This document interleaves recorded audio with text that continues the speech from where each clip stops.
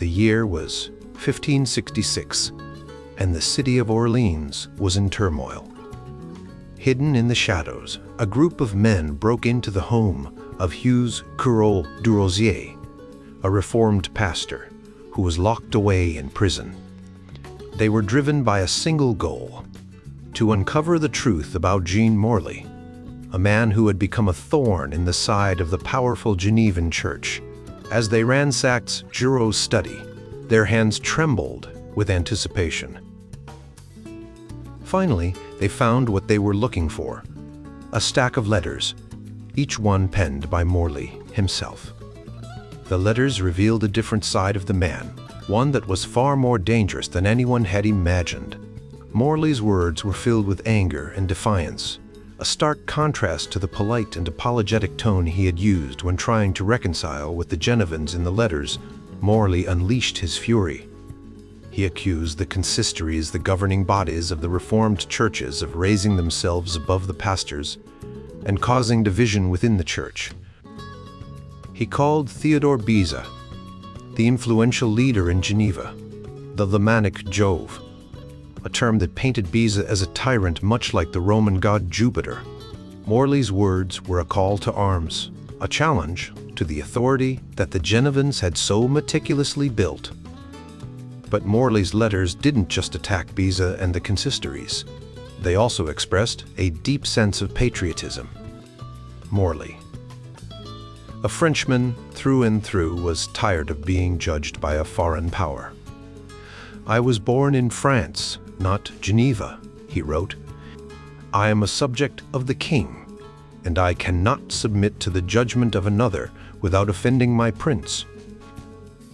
His words resonated with many French evangelicals and nobles who shared his frustration with Geneva's influence over the French churches.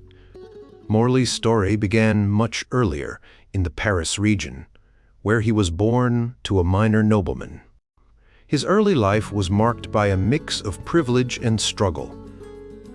He studied at the Collège de Guyenne in Bordeaux, where he heard stories about the reformer Zebedee. Later, he may have received some education in law, as he was listed as an avocat au Parlement in 1545. But it was his conversion to Protestantism that would set him on a path of constant movement and conflict. In the 1540s and 1550s, Morély traveled extensively, spending time in Wittenberg, Zurich, and various parts of Francophone Switzerland. He was drawn to the teachings of John Calvin and the network of Calvinist thinkers, including the influential pastor Pierre Viret. In Lausanne, he sided with Viret in his disputes with Zebedee, and even studied at the academy there. He also exchanged letters with Calvin and Farel, cementing his place within the Calvinist movement. However, Morély's journey was not straightforward. Even as he remained on good terms with the Calvinists, he began to associate with their critics. He developed close relationships with figures like Jean Morand, Marcourt's colleague in Geneva, and Jerome Balzac's supporter, Jean Devion. These connections would later come back to haunt him. In 1560, Morély's relationship with the Calvinists took a dramatic turn. He was accused of spreading rumors that Theodore Beza had supported the conspiracy of Amboise, a failed plot to overthrow the French monarchy. The Geneva Council found him guilty of highlighting the calumny against the church's ministers. This marked the beginning of a series of conflicts that would push Morély further and further away from his former allies. Despite his growing disagreements with the Calvinists, Morély's ideas on church governance were still taking shape.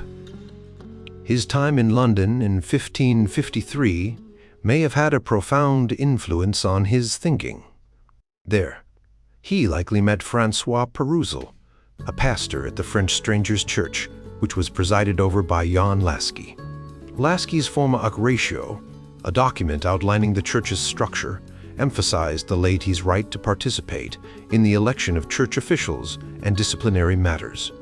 This model, with its greater emphasis on congregational involvement, stood in contrast to the more hierarchical Calvinist system.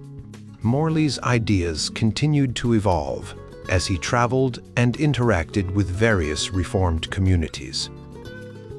In 1562, he published his treatise on Christian discipline and polity in Lyon. The book was a bold challenge to the Calvinist model of church governance, advocating for a more democratic and congregational approach. Morély's publisher, Jean de Tourne, was known for his connections to the Castellanists, a group that questioned the strict Calvinist orthodoxy. When Morély presented his book to the Synod of Orleans, he hoped for a warm reception. Instead, he faced fierce opposition from Theodore Beza and Antoine Chandu, who presided over the Synod. They denounced his work, and the Synod condemned it. Morély's excommunication by the Geneva consistory followed, and his book was burned and banned in the city. But Morély was not one to back down easily. He continued to seek reconciliation with the French churches, appearing at several provincial synods in the Île-de-France. At the Synod of Ferté-sous-Jouarre in 1564, he agreed to sign the French Confession of Faith and the Discipline, promising to publish corrections to his book.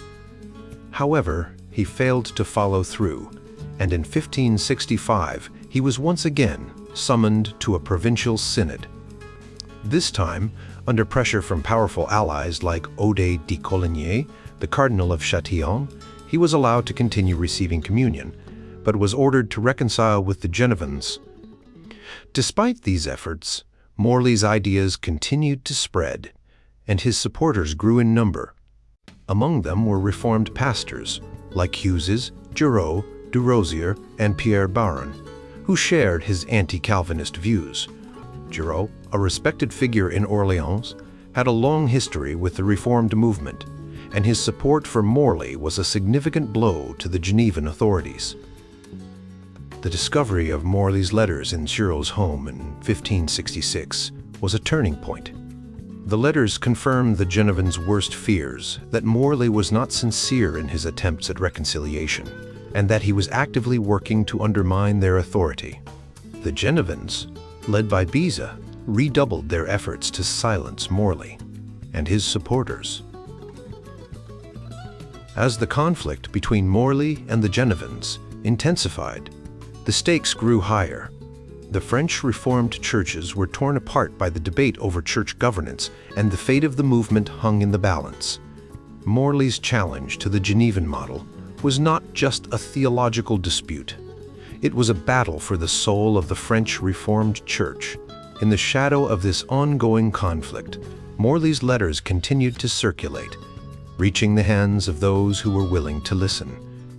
His words of defiance and patriotism resonated with many, and his influence began to spread beyond the confines of Orleans. The stage was set for a confrontation that would shape the future of the Reformed movement in France. Morély, a man with a strong vision for church reform, named several allies in his letters.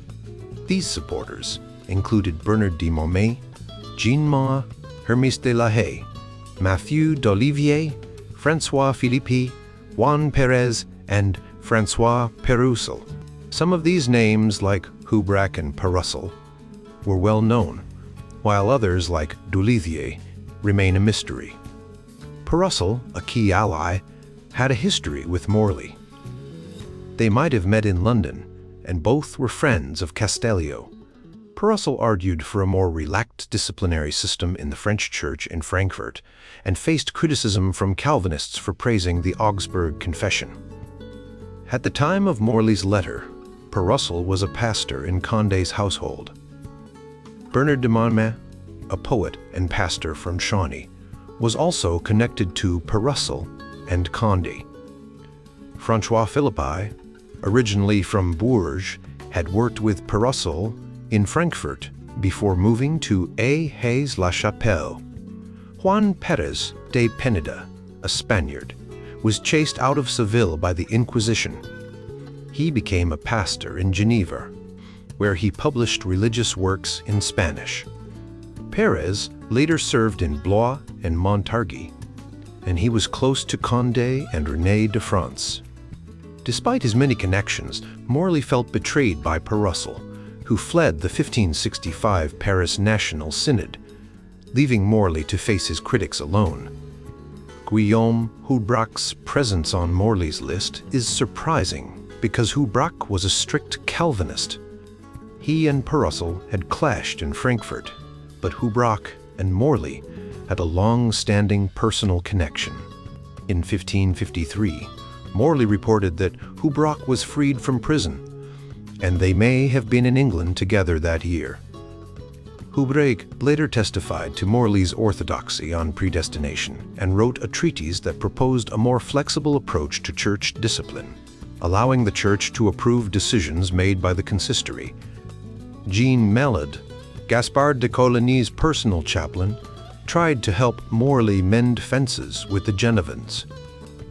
However, he was denounced by the minister Le Macon and criticized by Beza for being too lenient with Morély. Hermes de la Haye, the personal pastor of Odette de Coligny, Cardinal of Châtillon, supported Morély in 1556 by intervening with the churches of the Île-de-France. La Haye, like Morély, wanted to keep Geneva from interfering in French religious issues. In 1566, he was accused of causing trouble in Lyon by making harsh comments about various religious matters, including Morély's book on ecclesiastical discipline. Morély's supporters were often connected to the Huguenot nobility. Russell and Montmey were in Condé's household. Mallet was Coligny's chaplain. Pérez was chaplain to René de France, and La Haye was household minister to Odette de Coligny. Morély himself had connections to French elites, including his brother-in-law, Baptiste Dumesnil, and the Chancellor Michel de l'Hôpital. The Cardinal of Châtillon, Odette de Coligny, was a strong defender of Morély. He intervened at the 1565 provincial and national synods to support Morély and warned his local church not to be dominated by the Genevans. Odette wrote to the Paris consistory, arguing that church discipline should be approved by all the churches, not just a few. His brother, Gaspard de Coligny, also supported Morély, though he later changed his mind. Morély's most significant connection to the Huguenot nobility was his appointment as tutor to the young Prince Henri of Navarre by Queen Jeanne d'Albret. John praised Morély as an outstanding teacher, but his appointment troubled the Calvinists. In 1566, Jean assembled a group of pastors and nobles to discuss Morély's views. The complaints against him were too damaging, and Jean agreed to dismiss him, though it took some time to find a replacement. Morély's ideas continued to influence the French churches even after 1566. At the 1571 National Synod of La Rochelle, some churches complained about being deprived of their freedom in electing the consistory. The Synod ordered these churches to follow the discipline established by the French Reformed churches. The Synod also noted that churches in Languedoc were practicing democratic elections, which was contrary to the established discipline. Petrus Ramus, a controversial scholar and Protestant, became a key supporter of Morély. Ramus criticized the decisions of the La Rochelle Synod, arguing that the whole church should have a say in important matters, not just the ministers. In 1572, Ramus worked with Morély to encourage greater lay participation in church governance at the Provincial Synod of the Île-de-France. The synod agreed to allow laymen to speak in congregations and to vote on the final nominee for pastor. Despite the challenges, Morély's ideas continued to resonate with some in the French Reformed churches, showing that the debate over church governance was far from over. Ramus had a strong supporter in Nicolas Bergeron, a lawyer and a student of his. Bergeron helped Ramus with his ideas at important meetings in Lumigny and Nimes. Bergeron was also a friend of Charles Dumoulin, and his work showed that he believed in a type of church governance that was similar to Dumoulin's. This type of governance was known as Gallican, meaning it was more independent from the Catholic Church in Rome and less aligned with the strict Calvinist views from Geneva.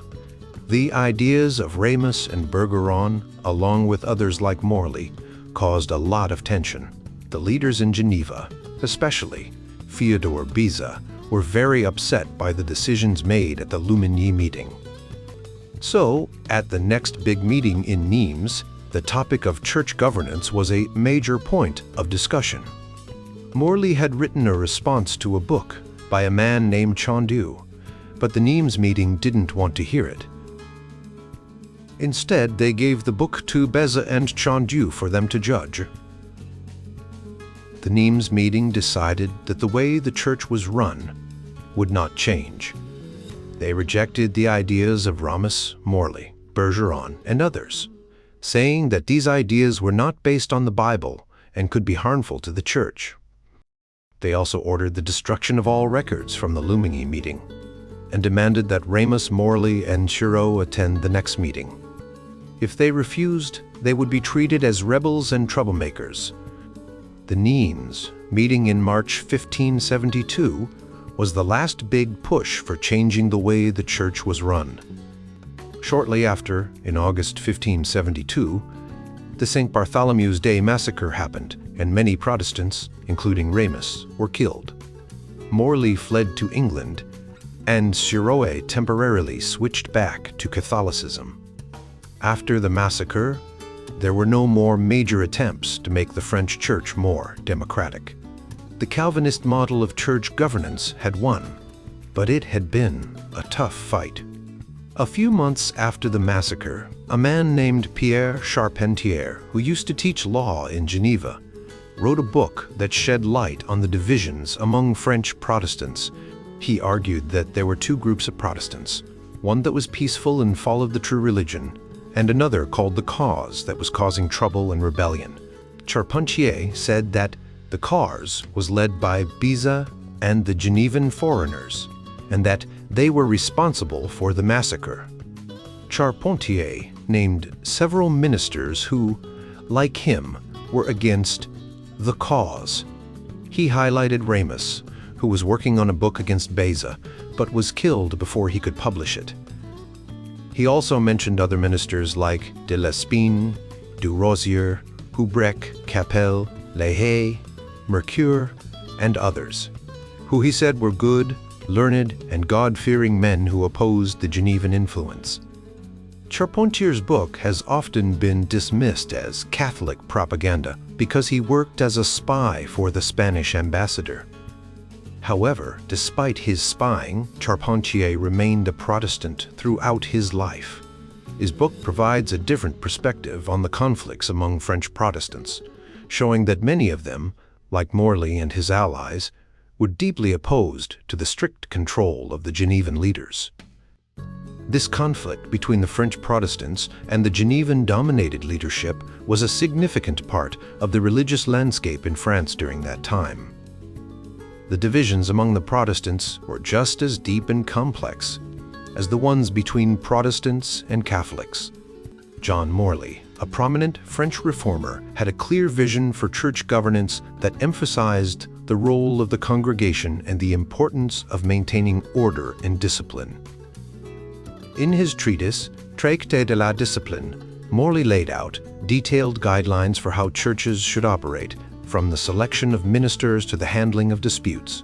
Morély believed that the church should be organized in a way that promotes harmony and prevents chaos. He suggested that ministers and elders should form the first council, where they would discuss matters related to the church. If an issue was significant enough, it would be brought before the entire congregation for deliberation. In larger cities like Paris, the congregation could be divided into smaller groups, such as by neighborhood or parish, to ensure that discussions were manageable and efficient. When it came to electing ministers, Morély emphasized the importance of involving the entire congregation. He believed that anyone who had a good reputation, even if they were from outside the local church, should be allowed to participate in the election. The congregation should also have the freedom to suggest alternative candidates if they felt that the initial nominees were not suitable. This process was meant to ensure that the church's leaders were chosen by the people and were of the highest moral and spiritual caliber. Morély also addressed the role of women and children in the church. While he followed St. Paul's teachings that women should not speak in church assemblies, he emphasized that the church should be a place of order and respect. Children under the age of 15 were also excluded from participating in church governance due to their lack of maturity. However, this exclusion was not meant to diminish their importance in the community, but rather to ensure that decisions were made by those with the necessary wisdom and experience. In larger cities, Morély proposed the establishment of universities and schools to educate future ministers and church leaders. He believed that these institutions should be located in key administrative centers, where they could attract knowledgeable and experienced individuals. This would help ensure that the church had a steady supply of well-prepared leaders. Morély also discussed the role of the council in maintaining order within the church. He saw the council as a moderating body that would help prevent the chaos that often occurs in large democratic assemblies. The council would be composed of pastors and elders who were chosen by the congregation and would be responsible for overseeing the church's affairs. However, the council's decisions would still need to be approved by the congregation, as the church's sovereignty ultimately belonged to the people. One of Morély's key points was the importance of the congregation's involvement in matters of discipline, such as excommunication. He argued that while ministers and elders could recommend actions, the final decision should always be made by the congregation. This was because the power to exclude someone from the church or to welcome them back was a sovereign right of the congregation, not of the ministers alone. Morély also emphasized the need for diaconates, both male and female, to assist in the care of the poor and sick. He believed that this role was essential for the church's mission and would help maintain its dignity and order. In his discussions of synods and councils, Morély advocated for regular meetings at the provincial level to address common issues and interpret Scripture. However, he stressed that these bodies should not have the power to make binding decisions without the consent of the local congregations. He was wary of the potential for synods to become sources of conflict and division, as had happened in the past. Morély's vision for the Reformed Church was one of balance and participation, where the congregation played a central role in all aspects of church life. While he respected the authority of ministers and elders, he believed that ultimate decision-making power should rest with the people. This approach was designed to foster a sense of community and shared responsibility, ensuring that the church remained a place of peace and unity. John Morély was a man with big ideas about the church. He believed that the power in the church should belong to all the people, not just a few leaders. In 1561, he wrote a book called Traité de la Discipline, where he shared these ideas. He showed the manuscript to his friend Pierre Viret before Viret left for France in September. Morély hoped Viret would read it and give him feedback, but Viret was too busy to do so. Morély was very excited to share his ideas. He sent his book to other important people like John Calvin, who he thought would support him. However, not everyone agreed with Morély. Some church leaders in Geneva, like Theodore Beza, thought Morély's ideas were dangerous. They believed the church should be run by a council, not by the whole congregation. In 1562, Morély attended the Synod, a big meeting of church leaders, in Paris. He hoped the Synod would agree with his ideas, but instead, they asked him to sign a confession and promise to retract his errors. Morély did this, but he didn't really mean it. he continued to spread his ideas and talk to people about them. The church leaders in Geneva were not happy with this. They saw Morély as a troublemaker and a threat to the order of the church. They wrote to him, warning him to stop, but Morély didn't listen. He felt that the church in Geneva was becoming too powerful and was treating people unfairly. Morély's ideas gained some followers, including other ministers like Hughes, Giraud, and Pierre Baron Popperol. Giraud and Baron were also accused of supporting Morély's ideas. This caused a lot of tension within the church. Some people were on Morély's side, while others were strongly against him. In 1565, the situation got worse. Morély was accused of causing division and trouble in the church. He was called to a synod in February, where he was criticized again. The synod decided to be lenient, hoping that Morély would change his ways, but they also warned him to stop spreading his ideas. Morély, however, was not willing to give up. He continued to write letters to other ministers, trying to gain more support. He even talked about being treated like a heretic, comparing himself to the early Christian martyrs. He felt that the church in Geneva was treating him unfairly, and that they were becoming like the old Catholic Church, which he had left. In the meantime, other ministers like Guillaume Houbrac tried to find a middle ground. Houbrac wrote a treatise that suggested a more balanced approach to church discipline. He believed that, while the council should have authority, individual members of the church should also have a voice.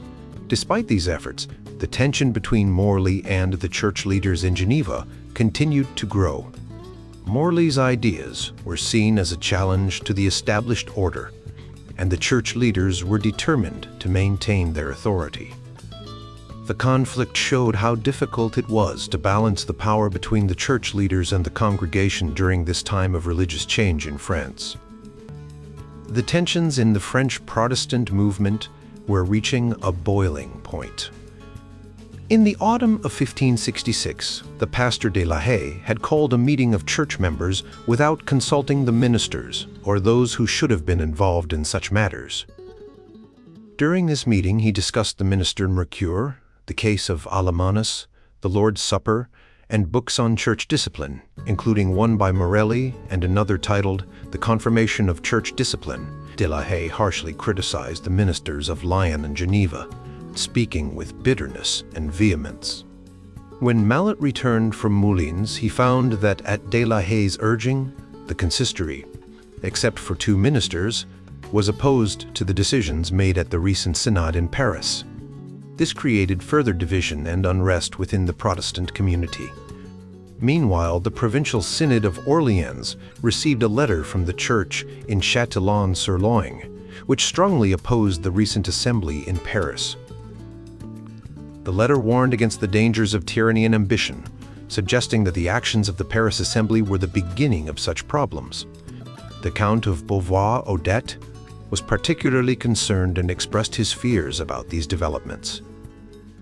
John Morély, a prominent figure in the Protestant movement, wrote a treatise on church discipline and sent it to the Chancellor, asking for his opinion and that of Cardinal Castiglionio. However, Morély's efforts to navigate the complex political and religious landscape were not without controversy. The Cardinal of Châtillon wrote to the Paris consistory, expressing his concerns about the treatise and suggesting that it should not be printed without wider approval from the churches. The Paris consistory was further divided over the issue of printing Morély's work. The Cardinal of Châtillon and others, including Monsieur de Sols, advised against it, fearing that it would create more conflict and disunity within the Protestant community. Jeanne d'Albret, the Queen of Navarre, was also involved in these debates. She was pleased with Morély's teaching and believed he was the best instructor for her son, who had made significant progress under his guidance. However, she was also aware of the tensions between Morély and other churches and expressed her concern about the lack of harmony. The situation became more complicated when the synod met to discuss the proposals of Morély, Ramus, Bergeron, and others. The synod rejected these proposals, stating that they were not based on the Word of God and could be dangerous for the Church. The synod resolved to maintain the existing church discipline without any changes or innovations, emphasizing that it was founded on divine scripture. Ramus, a prominent scholar and logician, was also a key figure in these debates. He had a strong influence in academic circles and was known for his innovative teaching methods. However, his ideas on church discipline were met with resistance, and he was criticized by the company of pastors for his unconventional approach to teaching. The synod at Lumigny was particularly significant. It was ordered to burn the synod's decrees, which have since been lost. However, a letter from Jean de Lestre to Beza provides valuable information about the synod's decisions. The synod emphasized the importance of maintaining the established order and rejected the proposals of the democratici who were advocating for changes in church governance. Despite the synod's decisions, the tensions continued. The Protestant movement was struggling to find a balance between maintaining unity and addressing the diverse opinions and concerns of its members. The involvement of figures like Morély, Ramus, and Jean d'Albret highlighted the complexity of the situation and the challenges faced by the French Protestant community in the late 16th century. The Calvinists faced a lot of opposition, and their rise to dominance in French Protestantism wasn't a sure thing. Before John Calvin became a major figure, the early French reformers had very different goals. They wanted to reform the French church from the inside, with support from the government. But Guillaume Farel changed things. He pushed for a complete break from the old church and emphasized the reformed view of the Eucharist. Calvin then solidified this approach with his strict theological views, and he was very harsh on anyone who disagreed with him. Many people saw Calvin as no different from the Pope, expecting complete obedience and not allowing any debate. Some French evangelicals, however, refused to follow Calvin. In the Suisse Romande region, the anti-Calvinists believed Calvin had altered Zwingli's teachings on the Eucharist too much and was too strict about church discipline and excommunication. They also thought Calvin's doctrine of predestination was too rigid, and that his treatment of Michael Servetus was too harsh. Sebastian Castellio and his humanist friends agreed with these criticisms and advocated for religious tolerance and a focus on personal holiness, which they felt other Protestants had abandoned. The story of the Reformation is often told as a battle between the forces of Catholicism and the emerging Protestant movement. But within the Protestant world itself, there was another, less-known battle. This battle was between the followers of John Calvin, known as Calvinists, and those who opposed his strict authoritative teachings.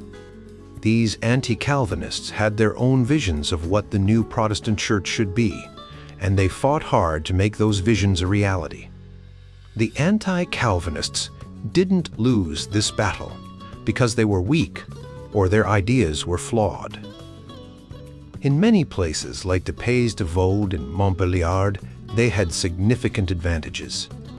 The Bernese magistrates who governed the Vaud favored Zwinglian theology, which was more moderate than Calvin's. They banned Calvin's catechism and his institutes from the Lausanne Academy. And they even banished Calvin's close ally, Pierre Viret, from the region. In Montbéliard, the Lutheran Dukes of Württemberg worked with Pierre Toussaint to keep hardline Calvinism at bay. Castellio from Basel had a network of humanists and reformers who didn't want a new Calvinist Inquisition to replace the old Roman one. In France, influential figures like Marguerite of Navarre and her network had access to the highest levels of political power and worked to reform the French church without fully breaking from it. Despite these advantages, the Calvinists managed to win the battle. One reason was their control of the major cities in Francophone Switzerland, like Geneva, Neuchâtel, and Lausanne. Calvin, Farel, and Viret formed a powerful trio that influenced the region. They also controlled the printing presses, which allowed them to spread their ideas widely. They published catechisms, biblical commentaries, and Calvin's institutes, shaping the beliefs of the literate world. The Lausanne Academy, and later the Geneva Academy, were almost entirely under their control, training the next generation of Reformed pastors. In France, the Calvinists took control of the national synods, which were the governing bodies of the Protestant churches. They organized the first synods, created the Confession of Faith and the Discipline, and set the agenda for the movement. They also identified and condemned heretics, which helped solidify their authority. Politically, the Calvinists made themselves indispensable to the Protestant authorities. The Bernese magistrates, for example, needed the Calvinists to maintain their influence in the region, even though they preferred Zwinglian ideas. The Huguenot nobility in France, despite their own preferences for more moderate reforms, had to work with Calvin and Beza to keep their base of support among the French evangelicals. Calvin's leadership style also played a crucial role. His absolute confidence in his own righteousness and his clear black and white wording appealed to many people. People often want a strong leader who can make decisions and set a clear agenda. Calvin provided that, and his extensive polemical writings helped him defeat his rivals. He wrote against Catholics, Lutherans, and other evangelicals, making it clear what a true Christian should and should not believe. Finally, after their victory, the Calvinists, led by Theodore Beza, wrote the history of the Reformation in a way that presented Calvin and his allies as the heroes and their opponents as heretics. Beza's works, such as his Life of Calvin and his ecclesiastical history of the Reformed churches in France, created a common history and identity for French Protestants. This history has shaped how we understand the Reformation today, often overlooking the significant contributions of the anti-Calvinists. The anti-Calvinists, despite their defeats, were important in their own right. They embodied what 20th century theologian Paul Tillich called the Protestant principle, the constant need to challenge and reform religious institutions. Figures like Castellio, who insisted on the relativity of religious claims and the importance of personal piety, and others who criticized the strictness of Calvin's Geneva, remind us of the importance of questioning authority and avoiding ecclesial arrogance. While the Calvinists built strong institutions and won the battle, the legacy of the anti-Calvinists endures. They remind us that the Reformation was not just about breaking from the Catholic Church, but also about the ongoing struggle for a more just and inclusive church. Their story is a call to continue the work of reform, to challenge pride and arrogance, and to always seek a more authentic and compassionate expression of faith